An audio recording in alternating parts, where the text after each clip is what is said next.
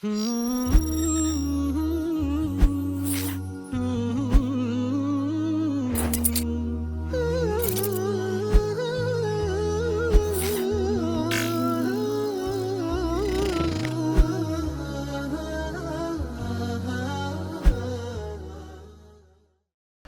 miq, mirë se ritakojmë sërish në emisionin e përjavshëm Gratë në Kur'an dhe do të flasim në këtë takim të radhës në një prej personazheve më qendrore të Kur'anit, është Meriemja, nëna e Isait alayhis salam, e cila vjen në Kur'an në një rraf shumë dimensional. Në origjinën e saj, në paraardhësit e saj, ku Zoti e ka përjetësuar në Kur'an me një surja Ali Imran, familja e Imranit, dhe gjithashtu me pasardhësin e saj që është Isai alayhis salam, një prej profetëve më të zgjedhur. Pra, kuptohet që një prej vlerave më të rëndësishme të Isait alayhis salam është familja e tij, është origjina e tij, janë paraardhësit e tij. Dhe ne do të ndalemi tek familja Ali Imran, pra tek surja Ali Imran, që quhet familja e Imranit.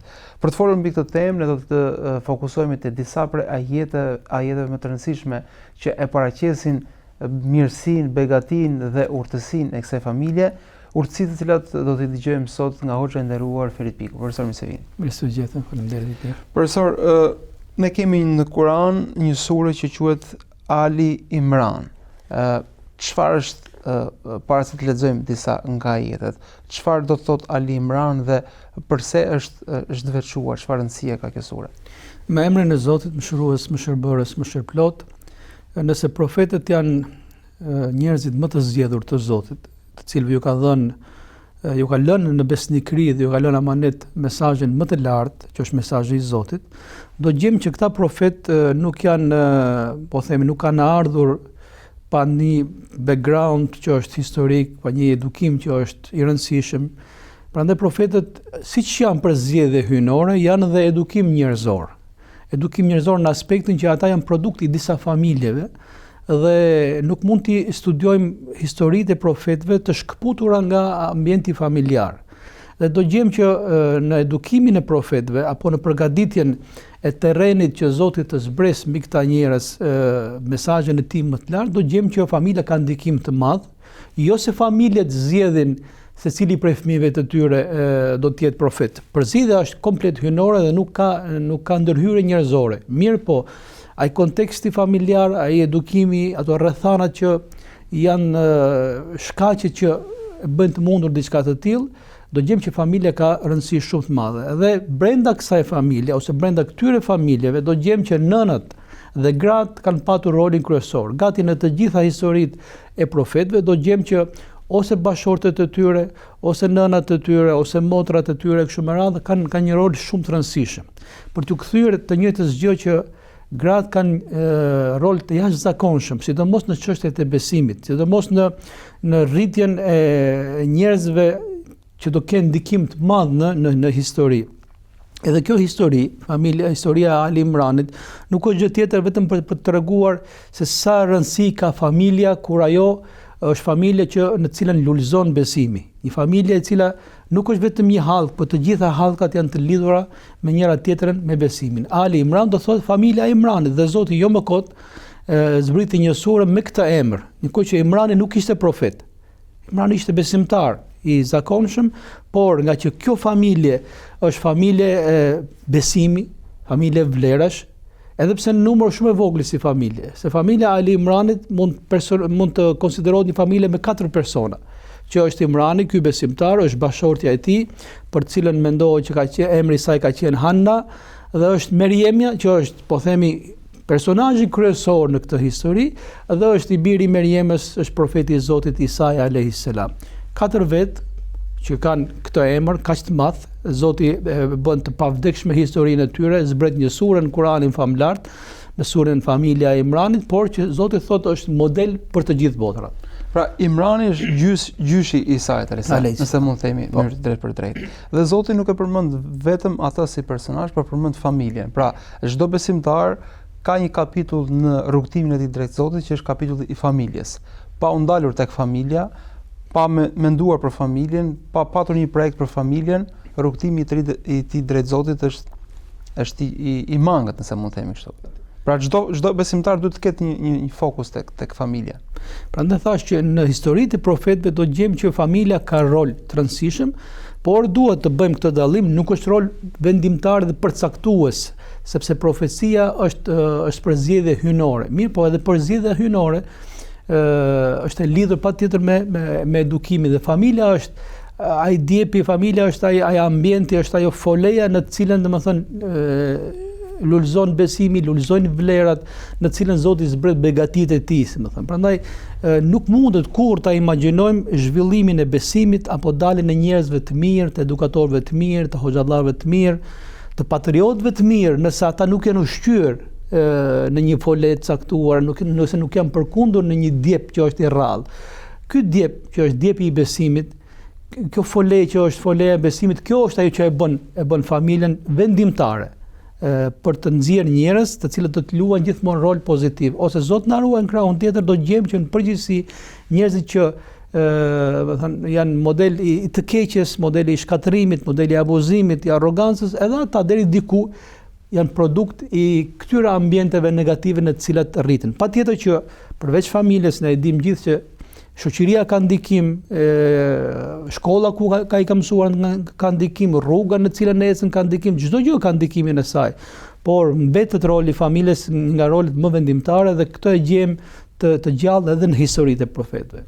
Pra gjithsecili për nesh, veçanërisht të rinj që ndoshta akoma se kanë hedhur këtë hap, duhet të mendojnë se çfarë familje po ndërtojë, se çfarë familje do krijoj për të kuptuar pasaj dhe frutet e saj. Dhe ne kemi një familje ku frutet e kësaj familje janë të jashtëzakonshme, janë frute profetësh. Dhe ajeti 33 në surën Ali Imran, Zoti thot: Allahu i zgjodhi Ademin, Nuhun, familjen e Ibrahimit dhe familjen e Imranit mbi të gjithë popujt e tjerë. Ademi a.s., Nuhu a.s. dhe Ibrahimi a.s. kanë qenë profet, ndërsa Imrani nuk ka qenë profet, si shtat ju. A mund themi se në këtë jetë ndoshta dikush, edhe nëse nuk ka një po themi background profetësh, nëse përpiqet mund të ngrihet në nivele të larta ashtu siç u ngritën profetët, duke qenë se Imrani bashkohet me këtë zinxhir profetësh. Po. Ky ajet është saktë, ky ajet përmend 3 profet, përmend 2 familje, njëra është familje profeti, njëra tjetër nuk është familje profeti, përmend Zoti profetët e mëdhenj, Ademin a.s. që është i parë njerëzimit, është babai i njerëzimit, përmend Zoti Nuhun, i cili po ashtu konsiderohet edhe ai babai i dytë i njerëzimit, pasi jeta reale, domethënë fillon mas Nuhut a.s.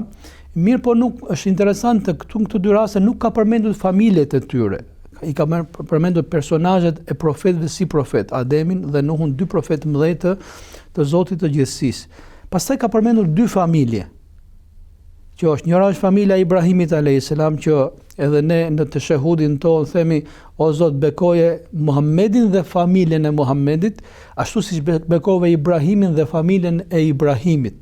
Pra nuk është vetëm Ibrahimi profeti i madh, po edhe familja e tij është familje e veçantë, është familje model. Pse Zoti e ka dalluar në këtë rast familjen e Ibrahimit a.s. sepse të gjithë pasardhësit e Ibrahimit janë pasardhës besimtarë. Të gjitha degët, po themi edhe që kanë vazhduar të vinë më vonë, të gjithë janë trashëgimtar të mirë, janë trashëgimtar besimtar dhe janë familje profetësh, domethënë. Ibrahimi a.s. prandaj quhet ndryshe babai i profetëve. Këtë e dim gjithë statusin e Ibrahimit a.s. si profeti i madh i Zotit, por dhe si familje e tij që është familja e profetëve. Ajo që është interesante është që Zoti në këtë kategori të këtyre profetëve të mëdhenj, të 3 janë profetë të mëdhenj, ka futur dhe familjen e Imranit. Edhe ka futur familjen e Imranit jo për arsye të Imranit si person, por për arsye të familjes, sepse është një familje që duhet të merret model. Madje rolin kryesor në këtë familje nuk e ka thjesht Imrani, por siç do të tregojnë ajetet më vonë, e ka bashortja e Imranit, e cila domethënë nga përkushtimi i saj, nga njetet e saj të forta dhe sinqerta, nga lidhja e madhe që kishte me Zotin dhe dashuria që ajo kishte për Zotin, ajo u bë shkak që të dallohet familja e Imranit nga gjitha familjet e botës. Dhe e veçanta, si thashë, e Imranit është sepse ai thjesht është babai i Meriemës. Është një vajzë, është një grua, bashortja e tij që u bë shkak që familja e tij të ishte në këtë status, dhe është statusi i bijes së tij, i vajzës së tij Meriemës, që pa ashtu ai, ndoshta ai është njeriu që ka po themi ka etiketimin më të ndershëm në këtë botë, është babai i Meriemës dhe është gjyshi i Isait alayhis salam. Kjo nëse tregon për diçka, tregon se çfarë vlere ka familja, siç e përmendëm, dhe e dyta se çfarë mundet një grua besimtare të lënë historinë e saj. Ajo bëhet sebeb që Zoti familjen e saj ta bëjë të pavdekshme dhe bëhet sebeb që prej saj të vinë trashëgimtarë që janë njerëzit më të mëdhej, janë profetët e Zotit, ose siç kemi rastin e Isait, është nga profetët e dalluar të Zotit. Kryesisht ajo që nga kohët e fundit, ajo nga çka vuajnë njerëzit në kohën tonë është konfuziteti, është paqartësia. Shpesh nuk e dinë çfarë duan, shpesh nuk e dinë ku duan të mbrin dhe shpesh nuk janë të vetëdijshëm për objektivat e tyre. Duaja e nënës së Meremës në këtë rast, e bashkëshortes së Imranit, është një dua që mbi të gjitha tregon një vizion shumë të qartë. Dhe pikërisht në ajetin 34, Zoti thotë, duke përmendur fjalët e saj, kujto kur gruaja e Imranit tha: "O Zoti im, këtë fëmijë që është në barkun tim, unë mendosa që ta kushtoj vetëm ty. Pranoje këtë prej meje, ti i dëgjon dhe di gjithçka." Pra, që në embrionin e saj ajo kishte një vizion se çfarë do të bënte me këtë fëmijë kur ajo të rritej. Çfarë do të thotë kjo dua e cila është përjetësuar në Kur'an? Unë ka përshtypjen se në këtë ajet kuranor ka shumë mësime, jo thjesht teorike apo konceptuale, po ka mësime që duhet ndoshta të tentojmë të përjetojmë pak. Edhe kjo këshill është parsisht për gratë, për bashkëshortet, për motrat tona. Nuk të bën nën thjesht të sjellësh në jetë një fëmijë. Ajo është femra që sjell në jetë një fëmijë. Nëna është komplet diçka tjetër. Nëna është ajo që në momentin që kupton që Zoti do t'i jap asaj një fëmijë dhe do ta bëjë atë shkak që të sjell në jetë një jetë tjetër, është shumë e rëndësishme se çfarë përjeton ajo.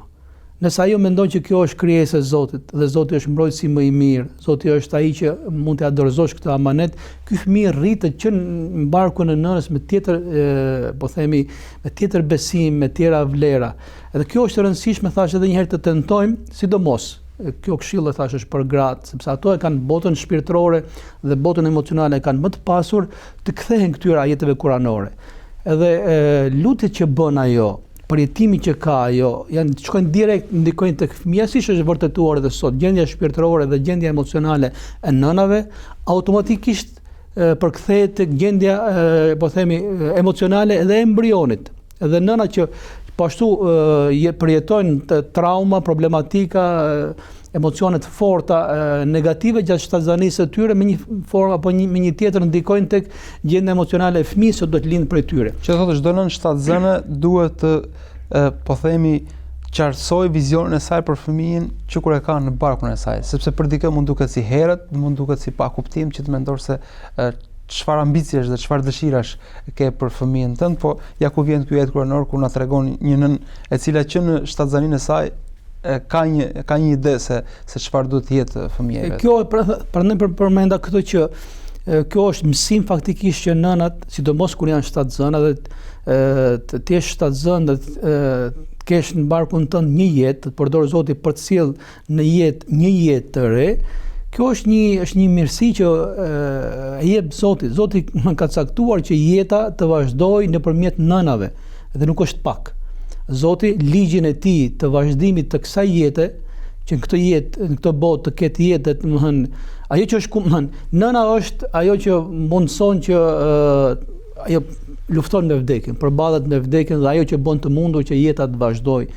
Edhe kjo është, siç është sakrificë e madhe, në krahun tjetër është nder i madh. Prandaj profeti Muhammed alayhis salam kur u pyet kush e ka më të merituar respektin tim, o i dërguar i Zotit, kush është më i meritueshëm për ta respektuar, tha është nëna jote.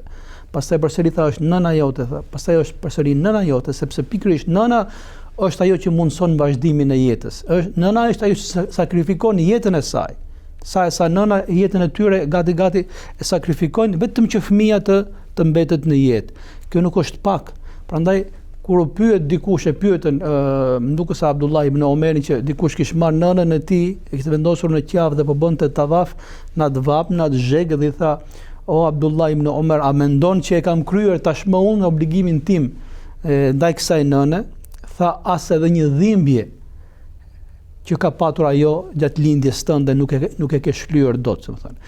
Kjo është shumë e rëndësishme për ta kuptuar. Prandaj unë ftoj, sidomos ato nëna që Zoti i ka nderuar dhe po i përdor që të sjellin në jetë një jetë të re, të arrisin lidhjen me Zotin, të arrisin marrëdhënien e tyre me Allahun xhaleshanuhu. Sidomos në këto momente shumë e rëndësishme. Prandaj përmenda gruaja nuk është thjesht ajo që sjell një fëmijë në këtë jetë.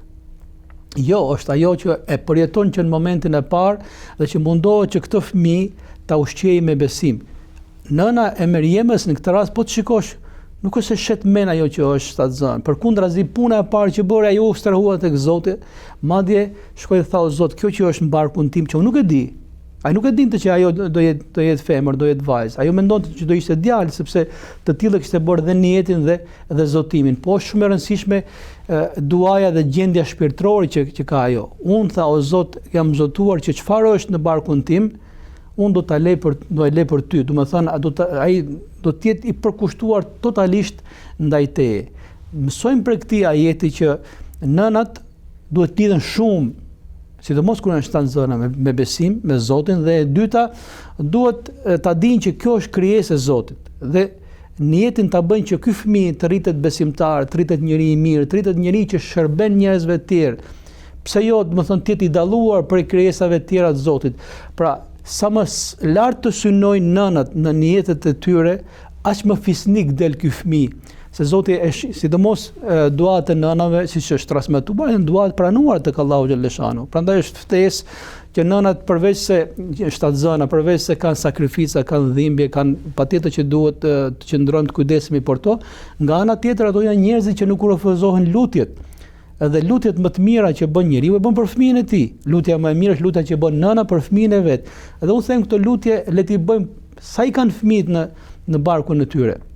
Që ti përjetojnë fëmijët ti përjetojnë këto lutje dhe Zoti do t'i pranojë këto lutje dhe ky fëmijë do të rritet siç ato kanë menduar, madje edhe më mirë se sa ç'kanë menduar ato. Pra, asnjë prind, së paku asnjë nën nuk duhet ta lërë shtatzanisë e saj pa një vizion, se cili do të jetë, po themi, rrugtimi fëmijës së tij, se ku duhet të mbërrijë fëmia e tij.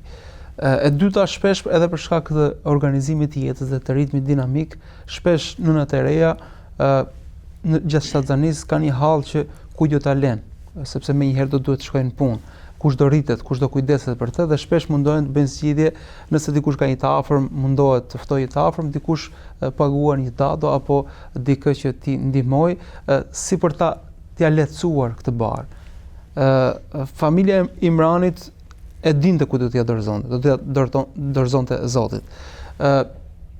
Sa e rëndësishme është që menjëherë ta kemi këtë instinkt që do lind, do vini jetë dhe inshallah do të jetë në rrugën e Zotit. Patjetër që thash edhe një herë që është shumë nder i madh për një grua që Zoti ta përdor atë që ajo të sjell një fëmijë në jetë, por është më shumë se sa kaq është që çfarë synon nëna edhe prindi, babai, po sidomos nëna, sepse ajo ka pjesë të trupit saj, çfarë dëshiron ai për kësaj fëmije. Shpeshherë njerëzit do t'i gjesh që të vi të jetë i lumtur, mos ketë probleme, mos ketë smundje, mos ketë halle.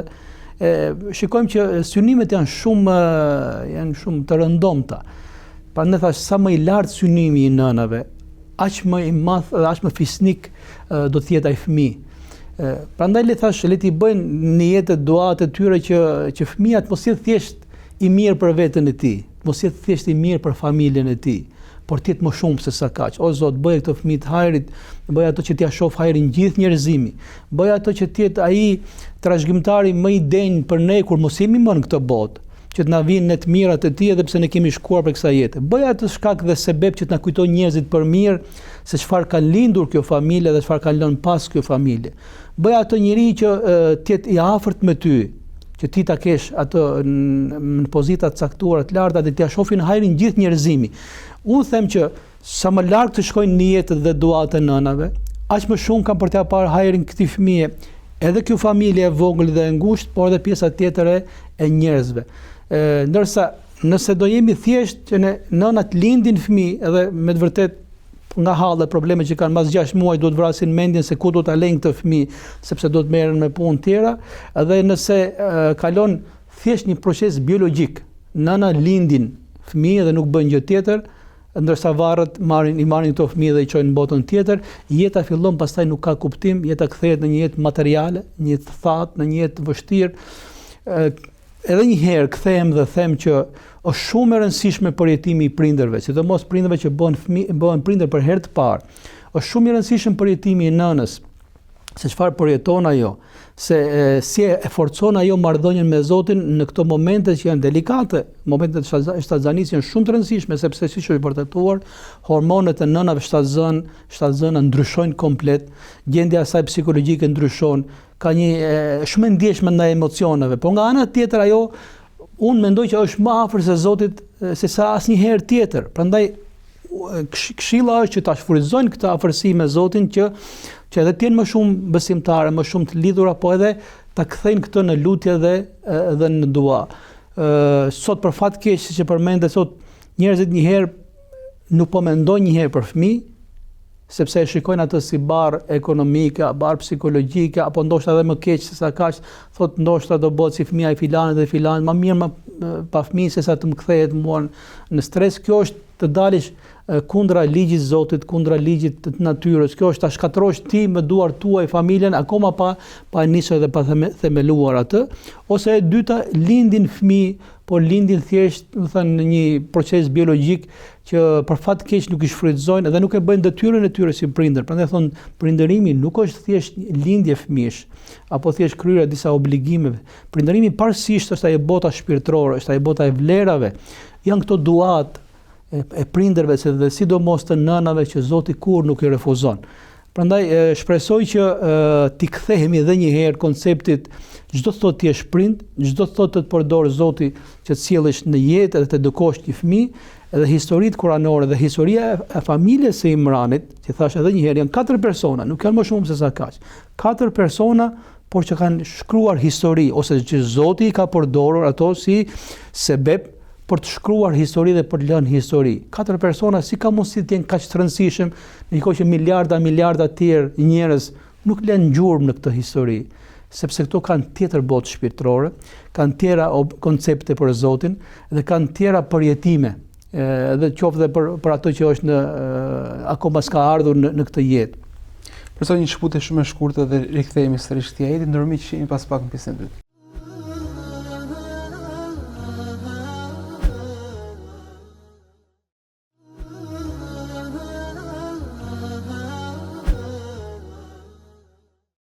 Rikthehemi në studio, po flasim për një sure të madhe edhe po themi fizikisht është një prej sureve më të mëdha, Ali Imran, por është e madhe gjithashtu në kuptimet e saj. Flet për familjen e Imranit si një prej modeleve të një vizioni të qartë, një vizioni të suksesshëm, një vizion i cili e fton njeriu të lartësohet në faqen e dheut, por se të lartësohet mbi të gjitha tek Zoti i tij. Dhe ne po fokusohemi tek duaja që ka bërë bashortja e Imranit, nëna e Meremes, ku pikërisht po e citoj edhe një herë, pra ajo tha: "O Zoti im, këtë fëmijë që është në barkun tim, unë vendosa që të ta kushtoj vetëm ty. Pranoje këtë prej meje, ti dëgjon dhe di gjithçka." Pra, në këtë rast bashortja e Imranit kishte një dëshirë dhe bënte një dua që fëmia i saj, duke shpresuar se do të ishte djalë, do të ishte mashkull, do të shërbente te faltoria, që me sa duket ndoshta mund ta aludojmë dhe që kishte nevojë për një pris ose një hoxh ose një ftues. Nëse japim një këshill konkrete shumë nënave që ndoshta na dëgjojnë sot. Ne kemi kaluar një periudhë që ishte komunizmi, ku shumë dietar dhe hoxhallar u burgosën dhe nuk u lanë që të kishin pasardhës të këtij dimensioni. Do ishte mirë që dikush për nënave të bënte pikërisht këtë vizionin e nënës së Meremes, që djali i saj apo vajza e saj të jetë një ftues, të jetë një dietar, të jetë një hoxh për tek e vërteta, tek e mbara. Ashtu siç bota emocionale e nënës kalon tek fëmia, edhe bota e saj shpirtërore kalon tek fëmia, dhe sa më e pasur shpirtërisht të jetë nëna, ai fëmijë natyrisht rritet me këtë pasuri shpirtërore. Dhe studimet e tregojnë vetë diçka të tillë, që shumë njerëz janë në një besim të caktuar sepse nënat e tyre janë në këtë besim. Po patjetër që besimi është dhuratë hyjnore, mirë po transmetimi i fesë dhe i besimit të asaj pasurisë shpirtërore nga nëna tek fëmia është më i natyrshëm se sa nga faktorë të tjerë. Prandaj për të bërë lidhje me ato që sapo përmendë që nëna e Meriemës, bashortja e Imranit, ajo ishte besimtare. Dhe po themi ajo kishte zemrën e djegur vetë ajo, sepse duat e nënave nuk vinë kot. Nëna kur bën dua, sidomos nënat, vinë dua sepse ajo ka diçka, ka një shqetësim, ka një dert caktuar, që e ka dashur sidomos për veten e vet, por se ka arritur dot dhe tashmë e dëshiron për fëmijën e saj, sepse prindi dëshiron për fëmijën më shumë se sa dëshiron ndoshta për edhe për veten e tij. Vetë nëna e Meriemës do kishte dashur që të ishte një nga shërbëtorët e kësaj faltorie.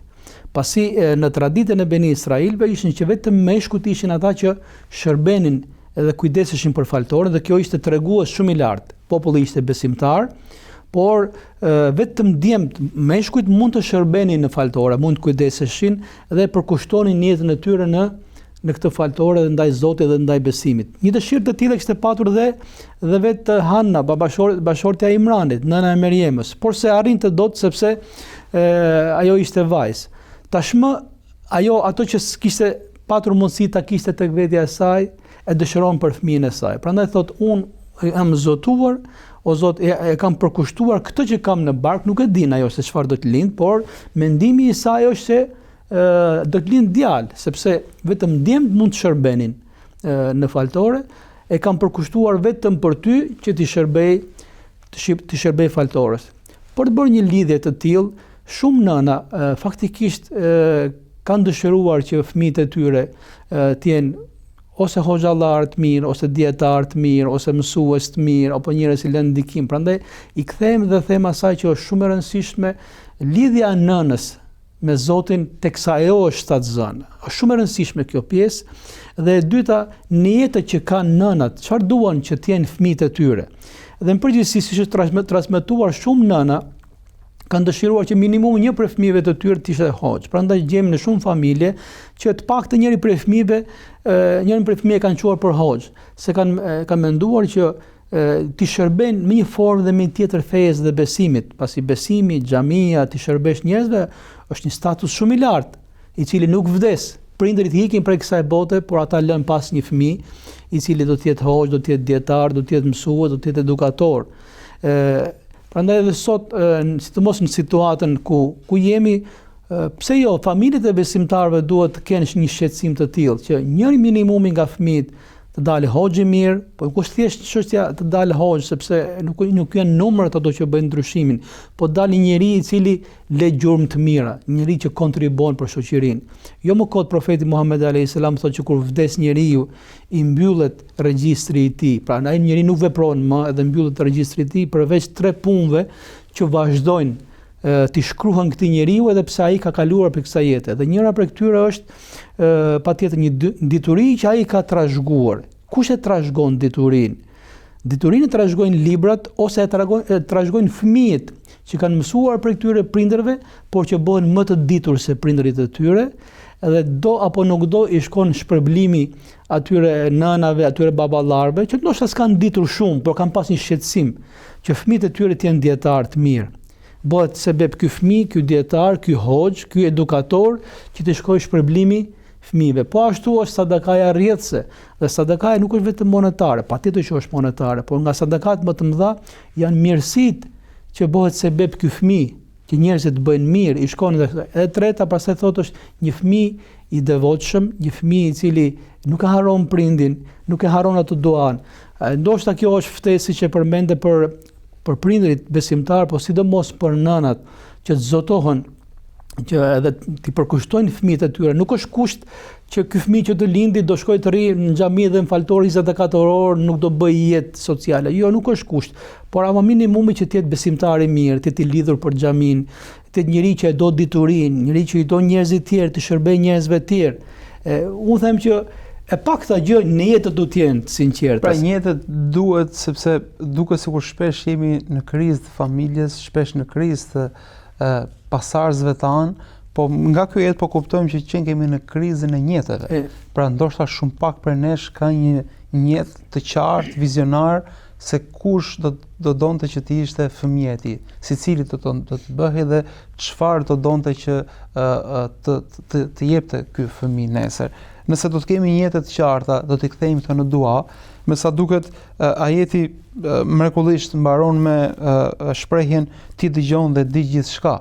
Pra thot pranoje këtë përmes sepse ti dëgjon dhe di gjithçka dhe dëgjimi është një atribut i Zotit që ja ka mundsuar edhe krijesave, ndoshta këtë dua e dëgjon dhe vet embrioni dhe vet foshnja. Po, edhe mbyllja e ajetit siç e përmenda është tamam tregon që këtë ne e përdorim zakonisht në mbylljen e duave tona. Do të thonë kur bëjmë duat tona pikërisht me duan që ka bërë nëna Meriemës, ne i mbyllim duat tona për jo më kot Zoti ato e ka edhe duan e saj e ka vendosur aty sepse është shumë e rëndësishme. Të thuhet nëse që Zoti është ti Zot dëgjon dhe di diçka, do të thonë ti e di se çfarë niyetesh kam unë. Ndoshta një pjesë nuk i shpreh dot, nuk di ti artikuloj sepse niyeti nuk është si artikulon ti, po niyeti është çfarë të djeg ty i zemra, do të thënë ku të dhem ty i zemra. Dhe ti je i ditur. Pse thotë je i ditur? Sepse ti do bësh më të mirën e mundshme. Unë kjo është pjesa, kjo është niyeti im, kjo është i sinqert. Ndoshta çdo gjë nuk e di si do vi jeta, por niyetin e kam të sinqert, e kam të pastër. Këtë dua o Zot prej teje. Por ti je më i ditur dhe Zoti gjithmonë bën më mirë se sa që ndoshta lutet njeriu. Mbetet detyra jonë si prindër, sidomos edhe një herë kthehem dhe them dhe e mbyll me këtë që si nëna, është shumë e rëndësishme përjetimi i tyre shpirtëror, sidomos gjatë shtatzanisë, janë shumë të rëndësishme niyetet e tyre të sinqerta që ky fëmijë mos jetë thjesht një fëmijë, thjesht një nga miliarda, por të jetë një fëmijë i cili bën ndryshim pozitiv. Edhe nuk është thjesht fëmijë i mirë për familjen, për babën dhe për nënën, sepse sa më të vogla niyetet, aq më pak është produktiviteti, domethënë i atyre që do të vinë. Niyetin ti bëjmë pa kufi, niyetet ti bëjmë të mëdhaja, jo thjesht për veten tonë, por ti në shërbim të gjithë njerëzimit dhe Zoti është ai që dëgjon të gjitha niyetet tona, ato që s'dim me i shpreh. Edhe Zoti është ai që e di më mirë se çfarë do të bëjmë me këtë fëmijë. Ndoshta kjo është mbyllja më e mirë që mund të mbyllim edhe duat tona, po edhe angazhimet tona. O Zot, ti i dish, ti je dëgjues i të gjitha shqetësimeve tona, që kemi sidomos për fëmijët tanë, i lutjeve tona kur lutemi në sejdët tona për fëmijët, që prindit kanë halle dhe nuk duhet i shkëpusin fëmijët nga duat e tyre, por ti edhe më i dishëm dhe më i urtë se çfarë do të bëhet me fëmijët tanë. Dorëzoja ti tërkujt se ti thjesht e lind edhe i jep atë botë shpirtërore, por nuk je ti edukatori i saj, nuk je ti ai që jep ushqim fëmijës, nuk je ti ai që i përcakton fatin këtij fëmijë. Është Zoti është krijuesi edhe është më i dishmi se çfarë do të bëhet me fëmijën tënde. Po ta bëjmë në detyrën e parë si prindër, si njerëz me niyetet të pastra dhe sinqerta dhe si besimtar të mirë, është e sigurt se Zoti do të bëjë atë më mirë se ç'kemi menduar ne me fëmijët tanë. Dhe ky është ajeti që përmbyll pjesën e vizionit të duas së nënës së Meriemës, pastaj vijojnë ajetet e tjera që tregojnë se si vjen kaderi dhe se si po kjo nën ndërvepron me kaderi i cili vjen në formën e surprizës për të, por ne do të na duhet një takim tjetër për të folur mbi këto urtësi dhe këto dobi. Përse unë falenderoj shumë. Shumë faleminderit. Miq, këtu e mbyllim dhe këtë takim të sotëm, folëm për familjen e Imranit, ku fatikisht nuk ishte Imrani protagonisti i këtyre jetëve, por se ishte bashkëshortja e tij, nëna e Meriemës, e cila me vizionin e saj të qartë, me duan e saj madhështore, do të sillte në jetë një tjetër femër gjithashtu të jashtëzakonshme në historitë kuranore, për cilave të gjithë nëna duhet të marrin mësim, po gjithashtu edhe burrat obligohen të lexojnë këtë histori dhe të përvetësojnë këto mesazhe. Unë ju ftoj që të mos humni emisionin e ardhshëm, pasi këto kanë një lidhje jo vetëm kronologjike të historisë, por edhe të dobive dhe mësimeve që dalin prej tyre. Deri atëherë kalofshi sa mirë.